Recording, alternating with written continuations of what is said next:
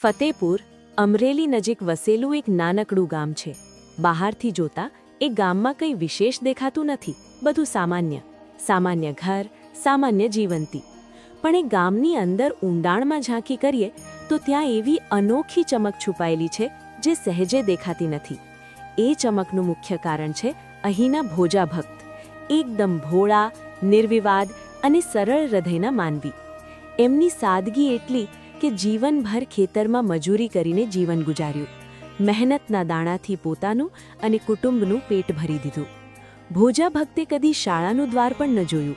વાંચતા લખતા નહીં આવડતું, પણ એમના હૃદયમાં ભક્તિની એવી ઊંડાણ હતી કે જીવનના દરેક શ્વાસમાં ભક્તિ વહેતી રહી.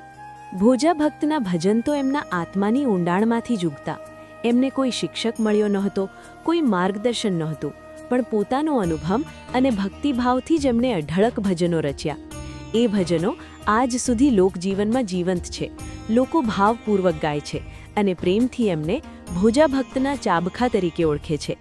એ ભજનોમાં જીવનના તમામ રંગો, કડવા અને મીઠા, દુઃખ અને સુખ, આશા અને નિરાશા સરળ ભાષામાં ઝળહળે છે. એમાં શીખ મળે છે કે જીવનનું સાચું મર્મ શું છે, કેવી રીતે માણસે ભક્તિથી પોતાનું ઉન્નત પ્રગતિ સાધવી. એક પ્રસંગ ખાસ યાદગાર છે. ભોજા ભક્તની પાલખી યાત્રા પૂર્ણ થઈ અને થોડા જ દિવસોમાં જલારામ એમને મળવા આવ્યા. એ પહેલી મુલાકાતે જ બંને વચ્ચે એવું લાગ્યું કે જાણે એ જૂના જન્મના સંબંધોને ફરી જીવવા મળ્યા. એમની વાતચીતમાં એવી આત્મીયતા અને ગાઢતા હતી કે બંનેએ અનુભવી લીધું, આ સંબંધ અનાદિ છે. એ મુલાકાતમાં જલારામે ભોજા ભક્તને પોતાનો ગુરુ માનવાની વિનંતી કરી અને ભોજા ભક્તે પણ આનંદપૂર્વક એ વાત સ્વીકારી. ભોજા ભક્તે આશીર્વાદ આપીને જલારામને રામ મંત્ર આપ્યો, પણ એ માત્ર શબ્દો નહોતા. એમાં ભક્તિ, શ્રદ્ધા અને આત્મવિશ્વાસનો પ્રકાશ છલકાતો હતો. એ મંત્ર દ્વારા જલારામના જીવનમાં એક નવી દિશા, નવી ઊર્જા અને નવી તલપ આવી. એ સમયે જલારામની ઉંમર માત્ર 20 વર્ષ હતી. યુવાનીની ઊર્જા અને આશાવાદથી ભરપૂર.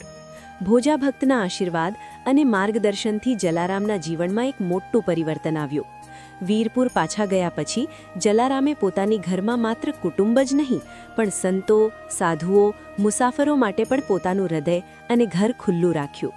એમના ઘરે આવનાર દરેકને ભોજન, આશ્રય અને પ્રેમ મળતો, ભેદભાવ વગર.